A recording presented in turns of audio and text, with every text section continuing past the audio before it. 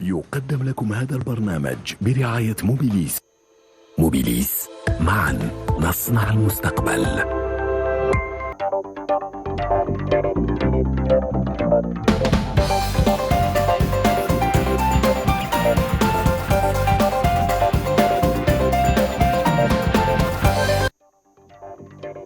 Très chers téléspectateurs et amis fidèles des rendez-vous économiques d'El24 News, bonsoir. Merci de nous rejoindre et bienvenue au Pro de l'écho. La première de l'année sera une projection sur le panorama économique qui attend le monde en 2024 après avoir quitté une année 2023 marquée par une faible croissance, si ce n'est de la récession dans certaines régions, la persistance de l'inflation, mais par-dessus tout l'impact des conflits géopolitiques sur l'économie mondiale. De nombreux observateurs avancent déjà que 2024 s'annonce une année d'opportunités et de risques. Vous l'aurez compris au vu des événements qui s'accélèrent, il sera difficile d'avoir un avis tranché sur le visage qu'aura l'économie mondiale durant les 12 prochains mois. Nous allons tout de même tenter de vous en donner un aperçu en se basant tout simplement sur les fondamentaux et les secteurs clés. 2024, une année d'opportunités ou de menaces pour l'économie mondiale. Comme chaque semaine, les pros de l'écho s'emparent du dossier.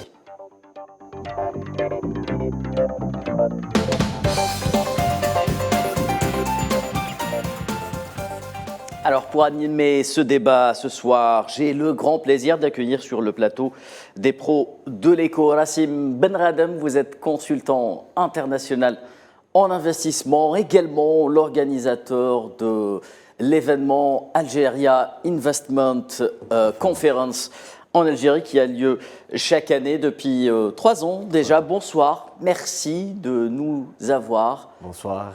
Ou bien de vouloir nous accompagner sur le plateau des pros de l'écho ce soir. Merci pour l'invitation et puis meilleurs vœux à tous les téléspectateurs. Également.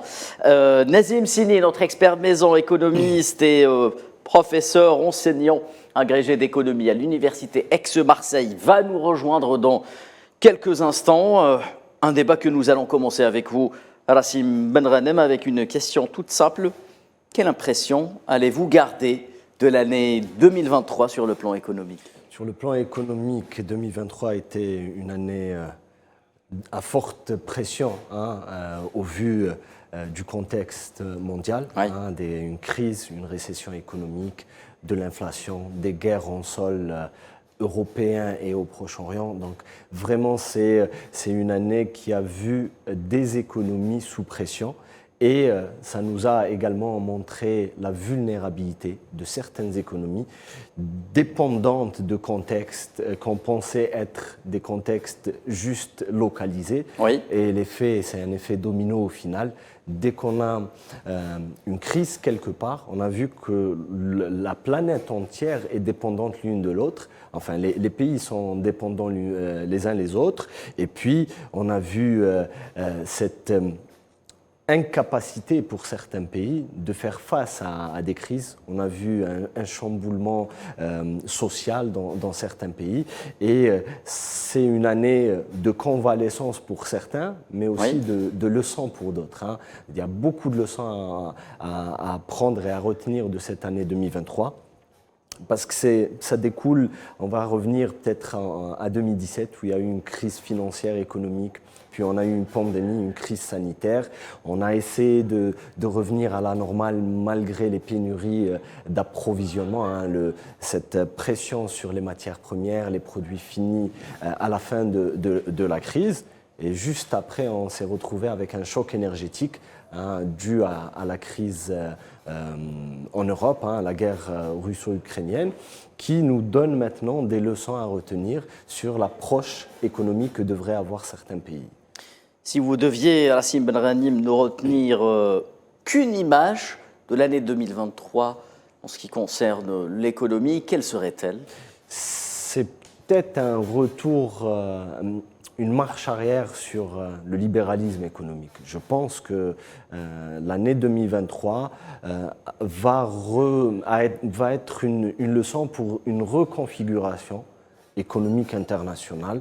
On le verra les années à venir, mais certainement aujourd'hui, on parlait de marché libre. Oui. Au final, beaucoup de pays vont se dire que non, il y aura peut-être plus de marché libre. On aura les dogmes ont changé. Hein. Donc aujourd'hui, il y a redistribution de cartes. Il y a des intérêts communs qui ne sont pas partagés par toutes les puissances économiques. On avait une hégémonie à une certaine époque. Aujourd'hui, on voit avec l'émergence des BRICS et on a vu qu'à un moment donné, dès qu'il y a eu une crise, certains ont pris parti, d'autres ont choisi le camp du capitalisme. Et donc, on pensait qu'il y avait une hégémonie. Au final, non. Il y a juste maintenant des visions différentes et chacun va trouver son intérêt là où il l'importe le plus.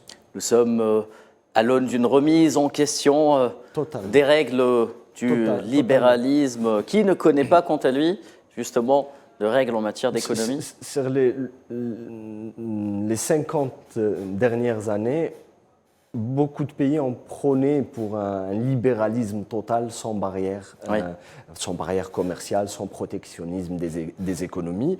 Et là, on revoit que finalement, quand il y a eu la pandémie, certains pays ont essayé d'avoir des vaccins, contrairement à d'autres. Dès qu'il y a eu crise énergétique, on a essayé aussi de trouver les partenaires énergétiques qui seraient idéalement choisis par pays. Et donc aujourd'hui, effectivement, les années à venir, on aura un autre paradigme économique. Très bien, Rassim Benranem, c'est le moment d'aller poser peut-être la même question à Nazim Sini qui vient de nous rejoindre. Bonsoir Nazim Sini, merci d'avoir accepté notre invitation encore une fois. Bonsoir, merci à vous. Alors Rassim Benranem.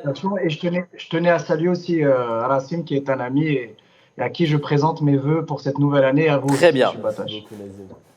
Également Nazim Sini, justement Rassim Benranem qui parlait d'une espèce de peut-être remise en cause des préceptes d'un libéralisme qui aura peut-être trop duré ou trop dominé l'économie mondiale. Que faut-il retenir de cette année 2023 où l'économie mondiale justement n'a pas été au mieux entre hausse de l'inflation, des taux d'intérêt également, ou baisse des investissements, ou encore de la croissance? Écoutez, si on doit faire un bilan très rapide de l'année 2023, ce fut une année extrêmement étrange. Étrange parce qu'elle était censée annoncer la sortie de la pandémie, du Covid. Elle était censée également être annonciatrice de performances économiques exceptionnelles un peu partout dans le monde. Et on s'est aperçu qu'il y a eu des contre-chocs cycliques assez violents. Bon, pas de la même manière partout dans le monde, mais on voit qu'en Europe, ils ont beaucoup souffert de la crise énergétique, de l'inflation également. Aux États-Unis, il y a eu une reprise économique, mais qui a été assez poussive et qui a généré justement presque une surchauffe de l'économie américaine. Et en Chine est apparue une crise de l'immobilier chinois qui risque par effet de domino d'affecter justement le système financier chinois et par ricochet le système financier mondial. Donc aujourd'hui, les seuls pays qui tirent leur épingle du jeu, on peut les citer, c'est surtout les BRICS, les pays membres des BRICS, donc avec à leur tête la Chine, qui a eu une reprise assez importante. L'Afrique aussi, le continent africain, qui a enregistré des performances aussi tout aussi intéressantes. Mais aujourd'hui, vous savez, effectivement, je rejoins ce qui a été dit sur votre plateau, c'est qu'on assiste à peut-être une remise en question de ce libéralisme, de ce néolibéralisme un peu sauvage qui s'est développé au détriment des peuples, qui a asservi les peuples. D'ailleurs, ce n'est pas pour rien qu'on dit qu'aujourd'hui, le libéralisme tel qu'il est conçu à l'heure de la mondialisation, c'est une nouvelle forme d'esclavagisme, clairement. C'est aujourd'hui, on a vu que certains détenteurs de capitaux ont réussi à tirer leur épingle du jeu mieux que la force de travail qui est, elle, détenue par les ouvriers, les salariés. Donc il y a un véritable bouleversement qui est en train de s'opérer et je pense que ce bouleversement-là va s'accentuer et s'exacerber au fur et à mesure des années qui vont passer. L'économie mondiale est en phase de reconfiguration au pluriel. D'abord celle de la mondialisation. Non pas qu'une démondialisation soit à l'œuvre, mais un changement de paradigme s'observe avec le retour des politiques industrielles. Le mode énergétique participe aussi de cette recomposition avec des relations commerciales qui s'établissent désormais entre partenaires de confiance quant aux politiques commerciales, leurs nouveaux objectifs en matière d'environnement et de sécurité économique prennent le pas sur celui de l'efficacité énergétique. Ce sont là les prévisions du Centre d'études prospectives et d'information internationale pour 2024. Nazim Sini, êtes-vous d'accord pour dire qu'un changement de paradigme s'opère au-delà de ce que nous venons d'expliquer? Si oui, à quel niveau exactement? Vous savez, là, on va rentrer pour les 6 prochaines années. On va arriver à l'horizon de 2030 qui va annoncer une future décennie avec de nouveaux bouleversements. Notamment, je vous donne juste un chiffre, moi, qui m'a beaucoup frappé, c'est qu'actuellement, à l'heure actuelle, l'économie mondiale est carbonée à hauteur de 80%. C'est-à-dire que l'ensemble des industries du monde fonctionnent avec encore des énergies fossiles. À l'horizon de 2030, la plupart des pays occidentaux vont réduire cette part de carbonation pour décarboner justement leur économie et passer de 80% à 50%. C'est-à-dire qu'ils vont devoir, ces pays-là, qui veulent sortir des matériaux fossiles, ils vont devoir investir massivement dans les énergies renouvelables et dans les énergies vertes. Ça veut dire que ça offre une opportunité pour les pays qui sont les fabricants, par exemple, de panneaux solaires, de l'éolien, ceux qui vont investir dans l'hydrogène, etc., parce qu'il va falloir trouver des alternatives au charbon, au pétrole, mais aussi au gaz. C'est en cela que je trouve que c'est intéressant, c'est-à-dire que cette nouvelle industrie verte qui est en train de voir le jour va reconfigurer les puissances énergétiques. Et c'est en cela, je trouve, moi, que pour l'Algérie notamment, si on doit faire un focus sur notre pays, on doit garder notre ADN de puissance énergétique, mais pourquoi pas commencer d'ores et déjà à avoir un mix énergétique qui soit un peu plus diversifié en proposant de l'éolien, du solaire, de l'hydrogène, etc., etc. Donc, vous allez voir, aujourd'hui, la véritable bataille se situe à deux niveaux. Vous l'avez dit, c'est d'abord, tous les pays veulent assouvir leur sécurité alimentaire, qui est pour moi le b.a.-ba du développement économique, et aussi assouvir et répondre à leur souveraineté énergétique. Parce qu'on a vu à travers le conflit russo-ukrainien, et même là, ce qui se passe au Proche-Orient, les pays qui ne sont pas producteurs de pétrole ou de gaz sont extrêmement vulnérables. Et il ne leur reste qu'une seule solution, c'est aujourd'hui d'investir massivement. Donc on parle de plusieurs milliards d'euros, plusieurs milliards de dollars qui vont devoir être engloutis pour permettre à ces pays-là d'avoir une certaine souveraineté énergétique. Très bien, Nazim Sini. Et nous allons revenir en deuxième partie d'émission, justement, au cas de l'Algérie pour l'économie en 2024, mais également nous irons voir secteur par secteur quelles sont les tendances qui se dégagent en ce début d'année 2024. En attendant, Rassim Benranem, vous qui êtes au contact des acteurs économiques, notamment sur le continent africain qui nous intéresse tout particulièrement, quel est votre ressenti sur le terrain par rapport justement à ces prévisions et comment un opérateur économique peut anticiper ou pas peut-être les changements qui s'annonce d'ores et déjà?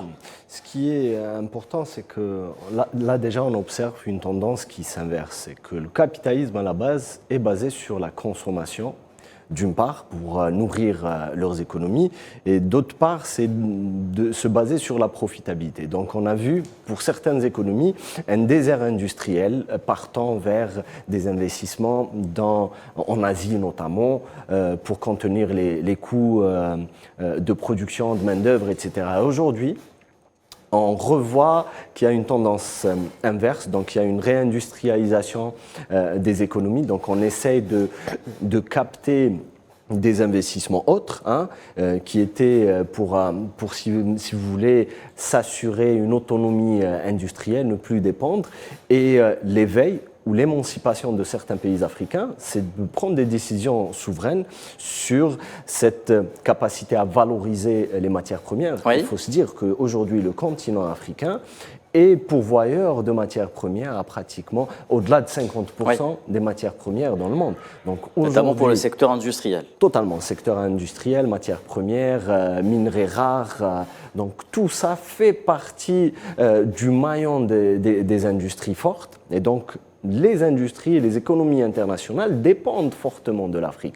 Donc l'éveil des pays africains va leur permettre de pouvoir anticiper sur la valorisation des matières premières, investir localement. C'est un continent à plus d'1 milliard, on est à 1,2 milliard d'habitants. C'est déjà en lui-même un marché à fort potentiel de consommation. Donc aujourd'hui, le continent va être très attractif pour les investissements.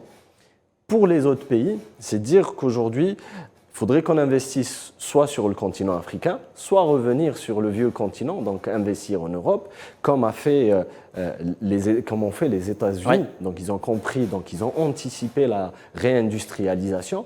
Pas évident parce qu'on a deux enjeux. C'est une industrialisation qui doit être propre. Nazim Sini disait qu'aujourd'hui, d'ici 2030, les industries vont essayer de décarboner au maximum. Pour décarboner, c'est l'investissement qui doit se faire, doit s'opérer sur une vision propre, des énergies qui se basent sur un mix énergétique.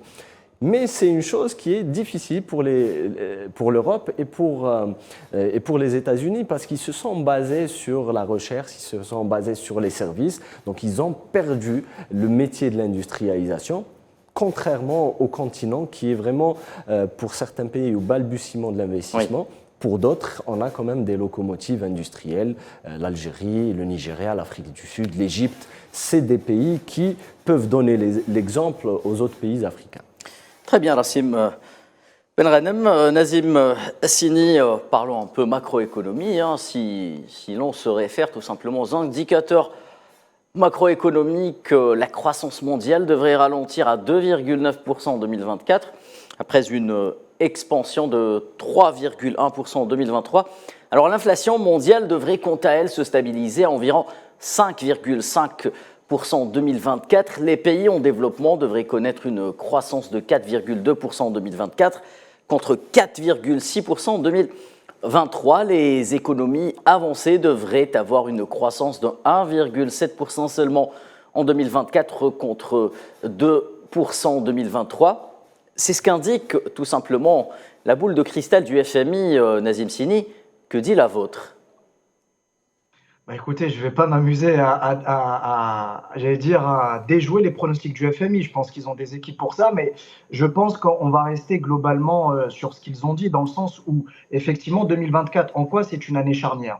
Il faut rappeler les choses telles qu'elles sont. Aujourd'hui, ce qui va peser en 2024, d'abord, c'est l'inflation, 5,5%. Oui. C'est le double de ce qui se faisait en 2019, voire en 2018. Donc, on reste quand même sur une hausse généralisée des prix qui est relativement, on va dire, importante par rapport à la période avant Covid. Vous avez aussi les taux directeurs qui vont rester encore à des sommets, puisque les dernières déclarations de la responsable de la Fed et également de la BCE, Christine Lagarde, oui, vont dans ce sens en disant qu'il n'y aura pas de desserrement de la politique monétaire.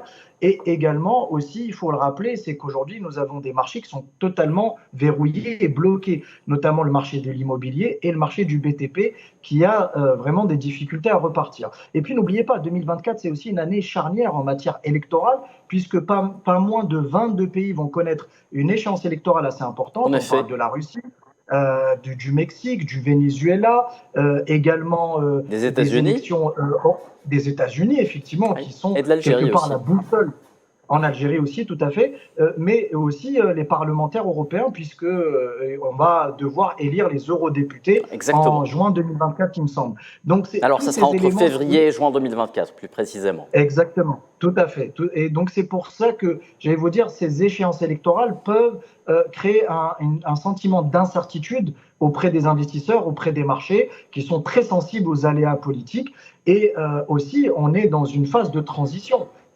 La contre-performance de 2023 va se poursuivre en 2024 et seuls les pays dits énergétiques, dits aussi émergents, vont tirer leur épingle du jeu en maintenant une croissance qui soit relativement importante et intéressante et qui vont continuer à être sur leur lancée. Mais par contre, l'inquiétude, elle provient des pays européens qui sont grignotés par l'inflation, également des États-Unis, puisqu'on annonce déjà un ralentissement des créations d'emplois sur le premier trimestre 2024. Donc aujourd'hui, si vous voulez, on est un peu attentiste. Je pense qu'il est trop tôt aujourd'hui pour se prononcer. Et puis n'oublions pas, aujourd'hui, ce qui se passe au Proche-Orient, l'agression des sionistes sur les Palestiniens, oui, nous n'avons pas encore eu sa traduction concrète sur l'économie mondiale, sans parler de l'instabilité qui existe donc au niveau il me semble, de la mer Rouge. On va y revenir justement.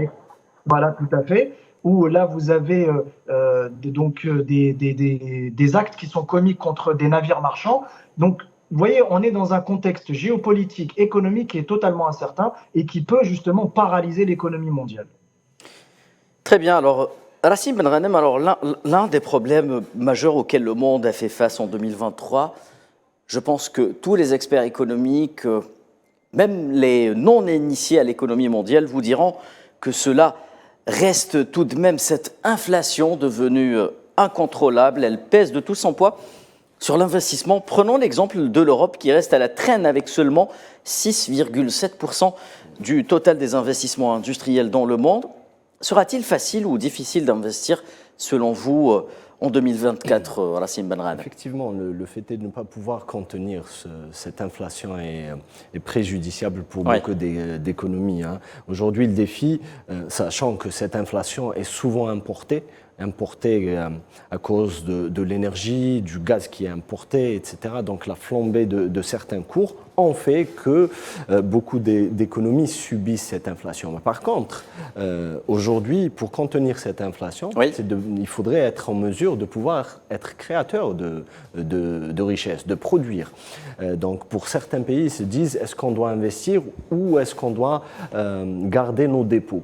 Le taux de l'inflation aujourd'hui, la meilleure des choses à faire, c'est d'investir parce que mettre son argent en dépôt bancaire fera en sorte de dévaluer votre argent. Oui. Le taux de l'inflation est plus important que les taux d'intérêt déplaçants. Donc aujourd'hui, la chose à prendre en considération, c'est qu'à chaque fois qu'il y a eu des crises, il y a eu des opportunités. Et aujourd'hui, pour l'Europe et pour beaucoup d'autres pays, investir est une opportunité extraordinaire, de garantir leurs autonomies sur certaines activités manufacturières et de production. L'Europe qui est talonnée de très près par la Chine sur certaines filières devenues stratégiques, notamment les véhicules électriques, pour ne citer que cela. Exact. Aujourd'hui, on parle de secteur, mais dans sa globalité. Alors on parle, excusez-moi, Rassim Ben Ghanem, on parle souvent de la Chine, on oublie que l'un des concurrents les plus féroces de l'Europe reste les États-Unis avant tout. Tout à fait. L'Inde est devenue un acteur majeur, sachant que dans le conflit, l'Inde a tiré profit sur les hydrocarbures russes en raffinage et exportation vers l'Europe. Donc, c'est devenu l'Inde qui est devenu le premier client des exportations de pétrole russe.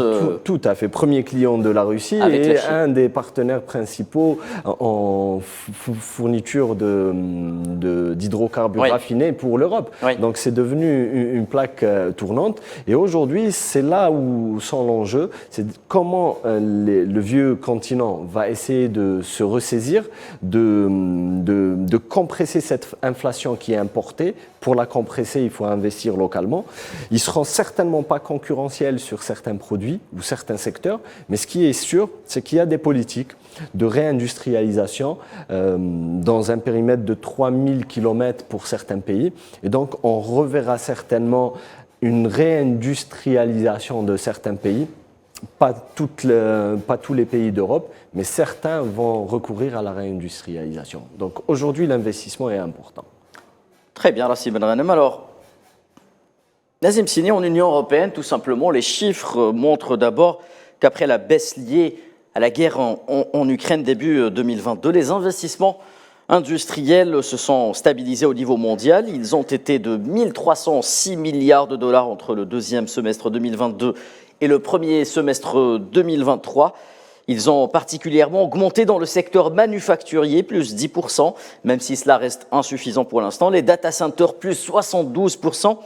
Et la recherche et développement R&D, plus 509%, tandis qu'ils baissent de 10% dans la production d'énergie.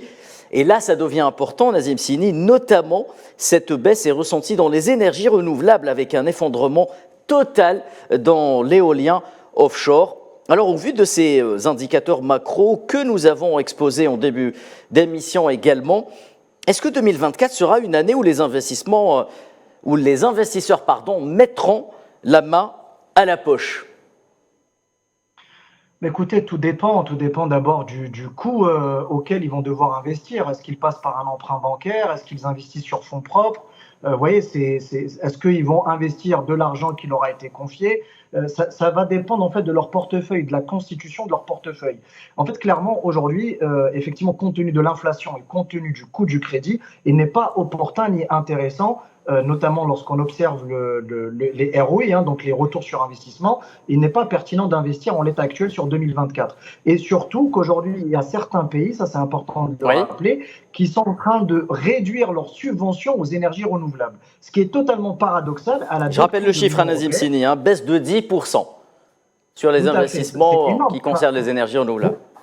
Exactement. Certains partis d'extrême droite, permettez-moi de le rappeler, en Europe, ont appelé tout simplement à démonter les éoliennes qui ont été installées, ce qui a été chiffré par exemple en France à 5 milliards d'euros. Voilà, et j'allais vous dire, et vous savez en quoi les partis d'extrême droite reviennent les écologistes? C'est que les deux n'apprécient pas l'éolien offshore. Certains vont évoquer des conditions de perturbation de la faune et de l'écosystème marin. Et pour les partis d'extrême droite, eux, c'est plutôt pour des questions budgétaires, parce qu'ils estiment que ce sont des investissements trop coûteux par rapport à ce qu'ils peuvent, par rapport aux bénéfices qu'ils peuvent apporter en matière énergétique. Mais ce que je voulais vous dire par là, c'est que c'est complètement schizophrénique. Comment on peut expliquer qu'aujourd'hui, il y a un véritable Green Deal qui avait été adopté par les autorités européennes et qu'on observe sur le terrain un recul des investissements de près de 10%. Ça n'a pas de sens, surtout qu'aujourd'hui l'Europe a envie de développer cette filière de l'industrie verte, a envie également de se lancer corps et âme dans les énergies renouvelables, notamment à travers le solaire et l'éolien, mais en revanche, on continue et on autorise les Allemands, par exemple, à réouvrir des centrales à charbon. Alors qu'à côté, vous avez le pays qui est voisin, la France. Emmanuel Macron a annoncé récemment qu'il allait, à partir de 2030, fermer toutes les centrales à charbon. Ça vous montre aujourd'hui qu'il y a, en fait... En contrepartie peut-être d'investissements massifs dans le nucléaire, Nazim Sini, dans le cas de la France. Exactement. Oui, exactement. Parce que la France est une puissance nucléaire depuis l'origine. Mais aujourd'hui, ce que ça vous montre qu'il n'y a pas de coordination européenne. En fait, chaque pays est en train d'avancer de manière solitaire, sans avoir en fait une sorte de cohésion au niveau de l'Union européenne. Et ça va leur jouer des tours par rapport aux États-Unis, qui sont leurs principaux concurrents et paradoxalement leurs principaux fournisseurs, mais également par la Chine, puisqu'ils sont attaqués par le front Est, notamment pour vous donner un chiffre. Tout à l'heure, vous avez parlé des véhicules électriques. Il faut savoir que BYD, le constructeur de véhicules chinois, va passer en 2024 en tête des ventes de véhicules électriques, devant Tesla. Donc ça vous montre aujourd'hui dans quel type d'industrie ou dans quelle époque nous sommes en train d'entrer. Mais vous avez raison, pour revenir à vos propos, c'est qu'aujourd'hui on va assister à un désinvestissement petit à petit dans les ENR qui va être préjudiciable à l'Europe, puisque si l'Europe veut avoir une industrie florissante et aussi performante, elle va avoir besoin d'énergie. Et aujourd'hui, elle n'a pas d'autre choix que de s'impliquer et d'investir massivement dans les ENR. Très bien, Nazim Sini, merci pour ces explications concernant la tendance justement économique en 2024, au vu des chiffres qui concernent le volet de l'investissement et notamment industriel en Europe. Je rappelle les chiffres, 1306 milliards de dollars entre le deuxième semestre 2022 et le premier semestre 2023. Une baisse, plutôt une augmentation particulière dans le secteur manufacturier, plus 10%, les data centers, plus 72%, et la recherche et développement, plus 509%, tandis qu'une baisse est ressentie au niveau de 10% dans la production d'énergie, notamment dans les énergies renouvelables, avec un effondrement, je le disais, total dans l'éolien offshore. Mesdames et messieurs, une toute petite pause avant de revenir au débat sur le plateau des pros de l'écho.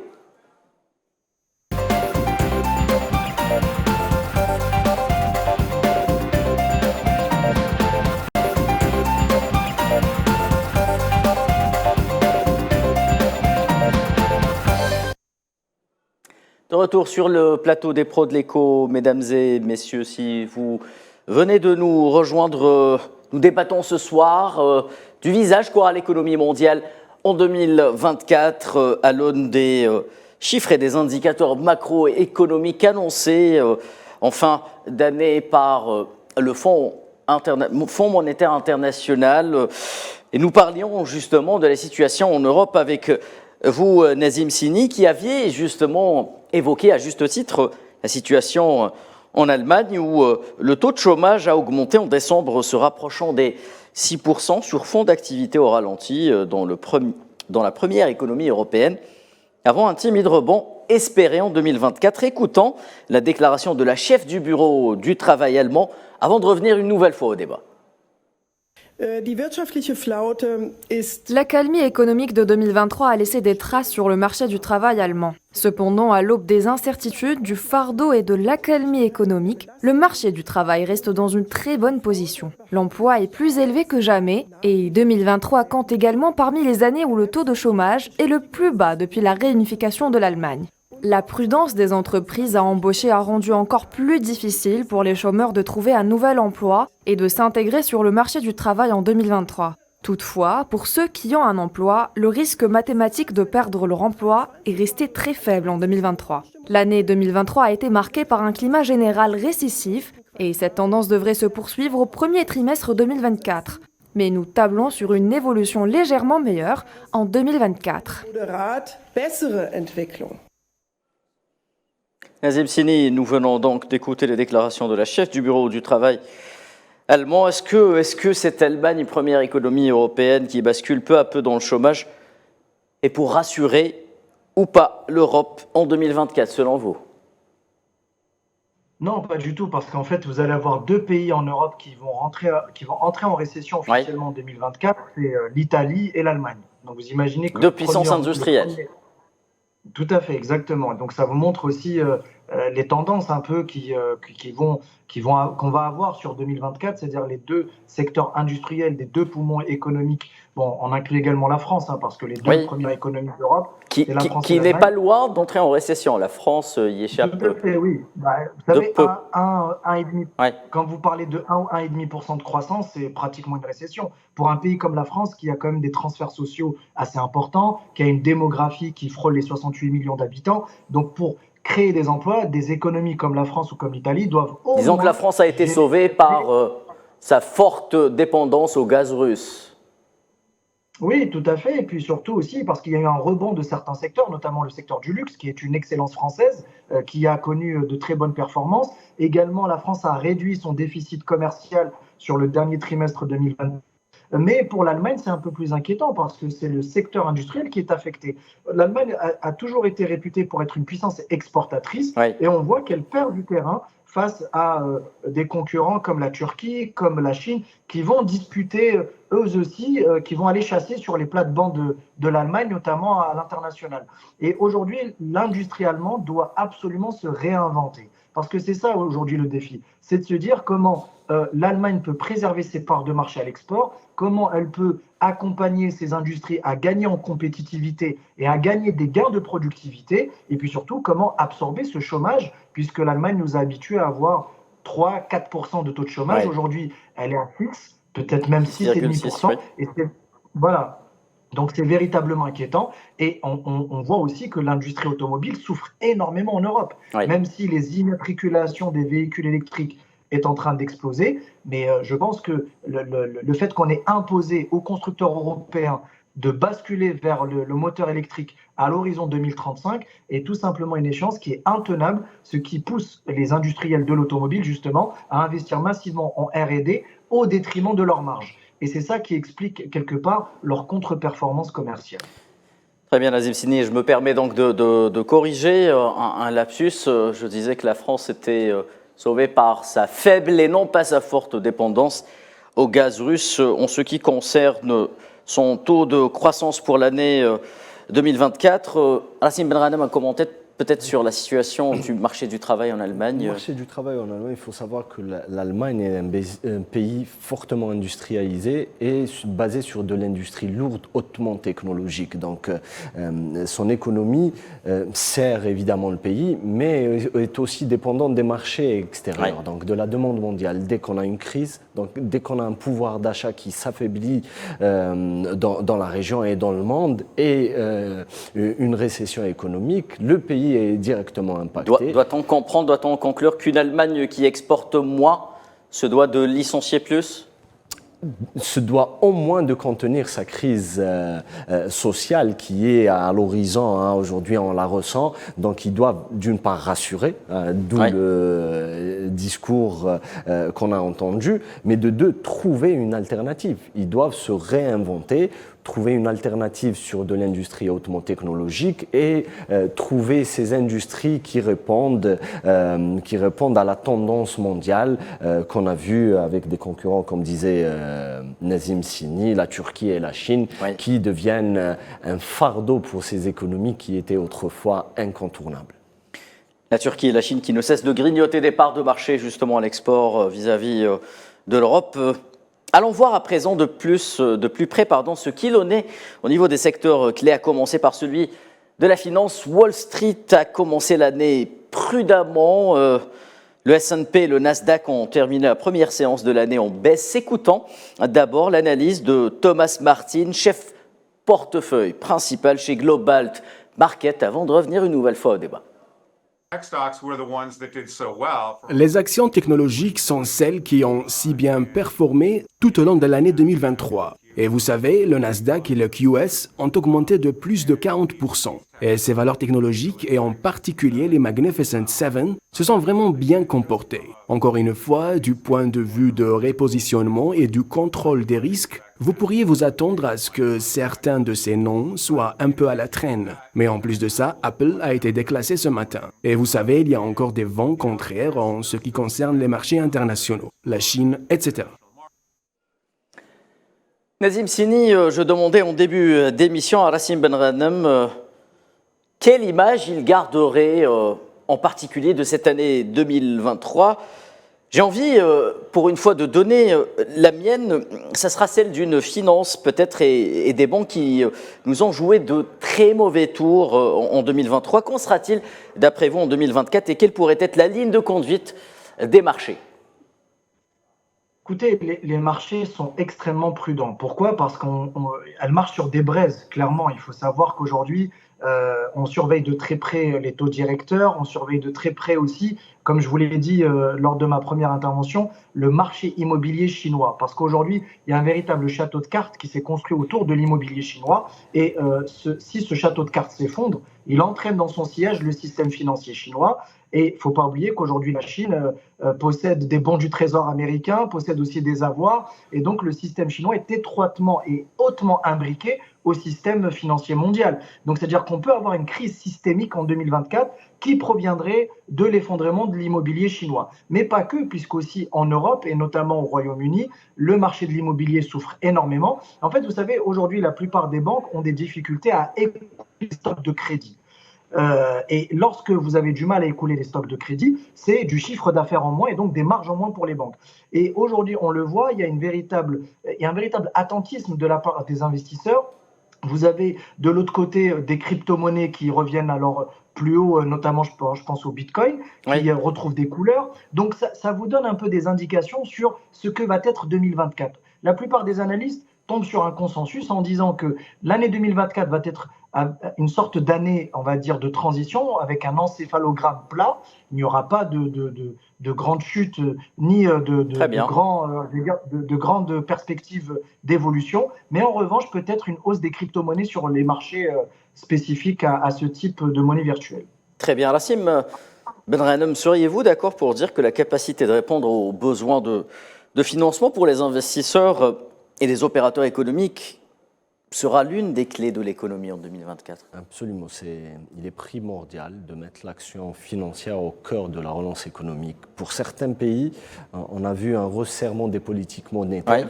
Il y a eu des conséquences, des faillites de banques régionales aux États-Unis, Crédit Suisse. Donc il y a eu quand même un impact. Pourquoi ? Parce qu'ils ont déjà l'expérience d'une crise financière très sévère.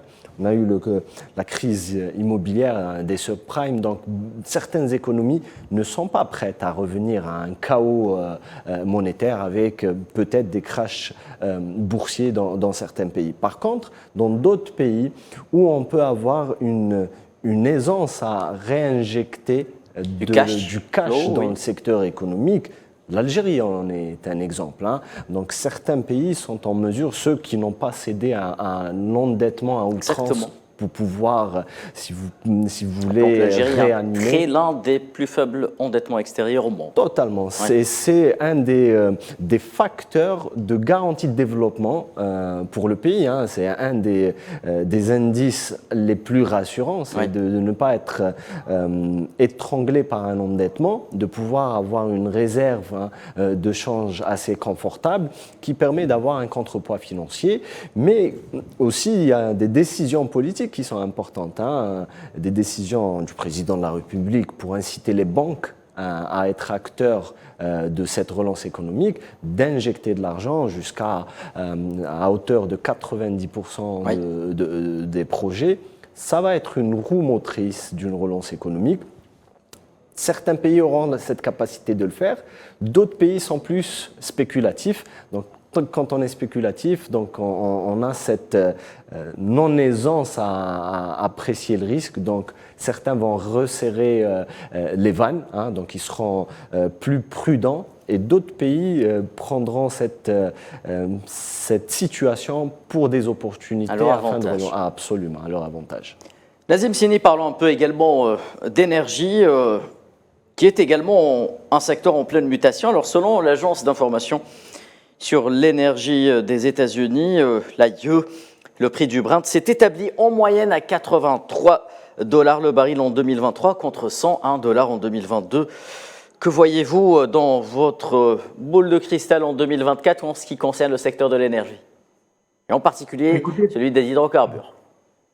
Écoutez, tout va dépendre des chocs exogènes que nous allons vivre sur l'année 2024. Si on voit qu'il y a un enlisement du conflit russo-ukrainien, que le conflit au Proche-Orient s'éternise également, si également on voit que d'autres conflits éclatent ailleurs dans le monde, on n'est pas à l'abri d'un baril de pétrole qui tutoierait qui va essayer de tutoyer les 100 $. Donc ça, pour l'instant, nous en sommes. Alors, les marchés ont clôturé sur un baril à 74 $ aujourd'hui. Oui. Alors, pourquoi il baisse justement? Parce qu'il y a une demande mondiale de pétrole qui baisse. Donc, il y a une demande de brut qui a légèrement baissé, mais vous allez voir encore une fois… Il y a aussi une offre qui baisse, notamment chez les pays de l'OPEP, Nazim Sini. Tout à fait. Cette baisse de production est censée stimuler le prix du pétrole. Exactement. Donc, à la base, elle est volontaire pour essayer de faire monter les cours au-delà de la barre symbolique des 80 $. Oui.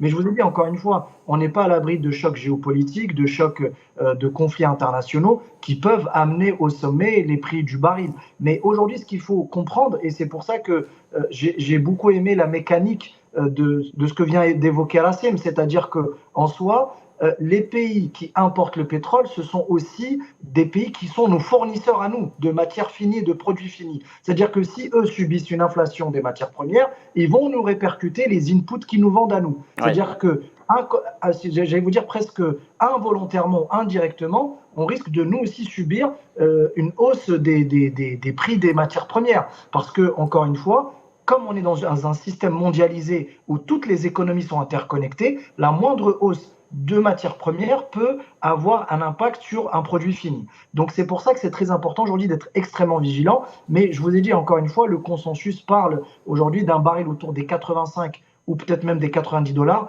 et pas 74 parce qu'il y a une demande qui baisse. Mais je vous ai dit encore une fois, on est au tout début de l'année 2024. Il faut attendre encore au moins 4, 5, voire 6 mois pour avoir une tendance sur l'année. Enchaînons, Nazim Sini, justement sur la géopolitique avec le commerce international qui a connu en fin d'année 2023 de nombreux troubles au niveau des passages maritimes les plus importants au monde, en mer Rouge en l'occurrence. Le secteur de la marine marchande s'en trouve perturbé, voire complètement dérouté.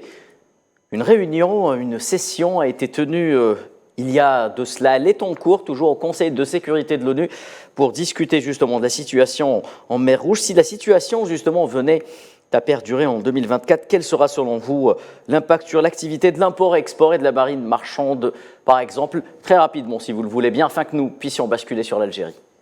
Bien sûr, oui, écoutez, c'est très simple, il faut rappeler à vos téléspectateurs qu'aujourd'hui, ce passage-là, cette zone géographique du monde, c'est 12%, voire 15% du trafic maritime mondial.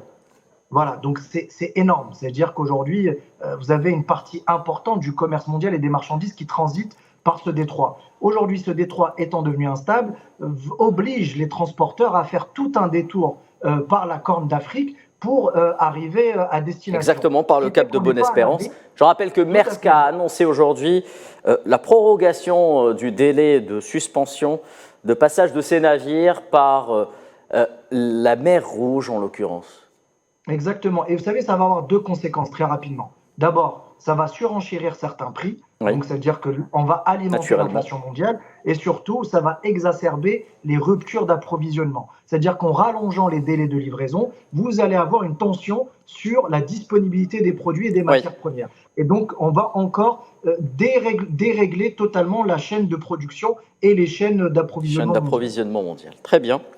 Nazim Sini, peut-être un tout petit commentaire avant d'aller à l'Algérie. C'est totalement le cas. On a vu le blocage du canal de Suez à l'Overgreen. L'année dernière, a eu un impact énorme sur les coûts logistiques.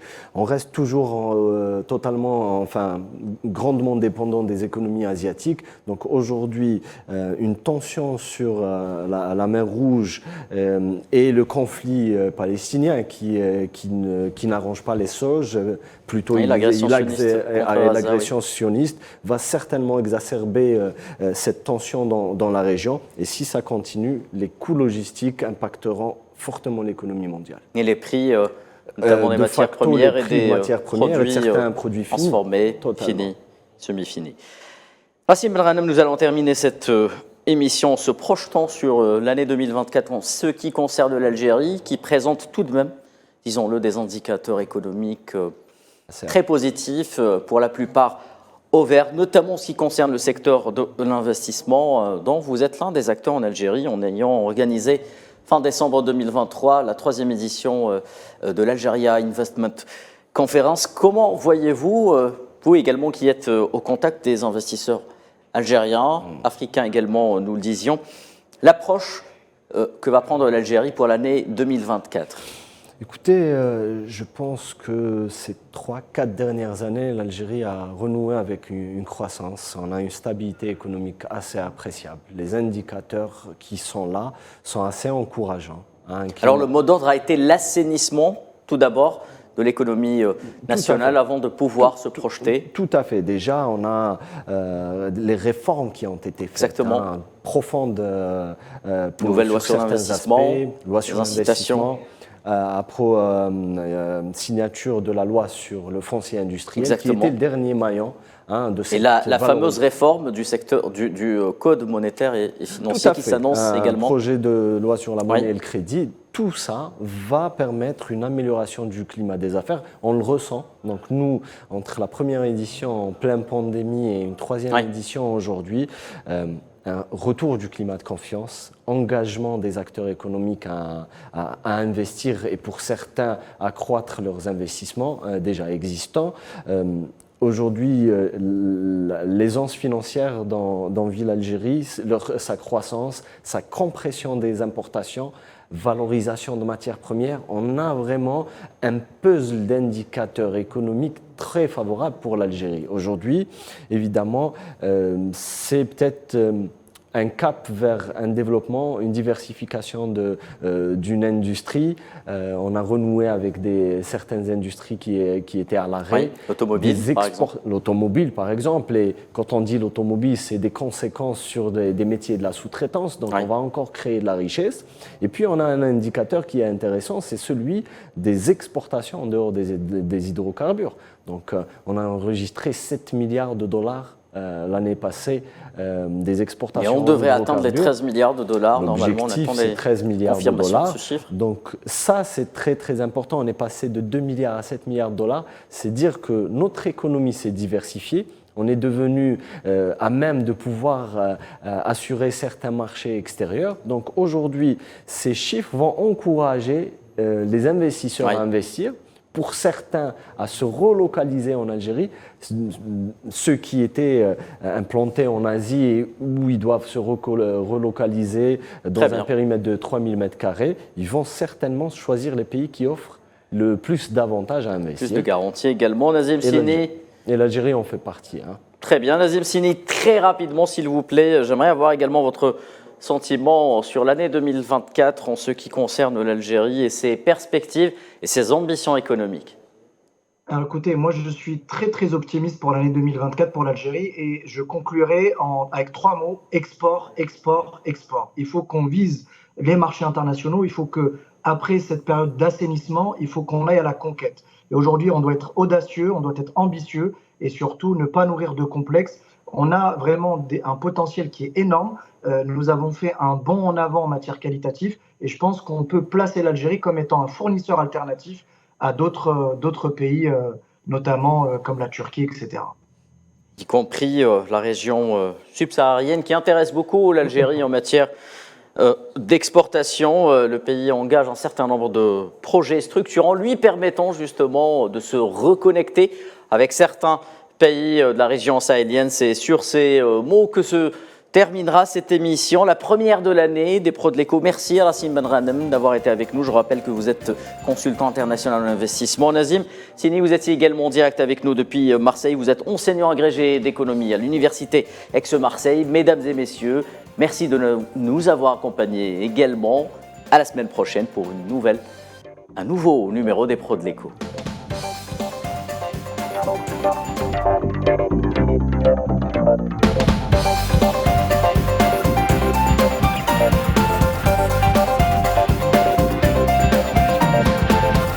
قدم لكم هذا البرنامج برعاية موبيليس. موبيليس، معا نصنع المستقبل.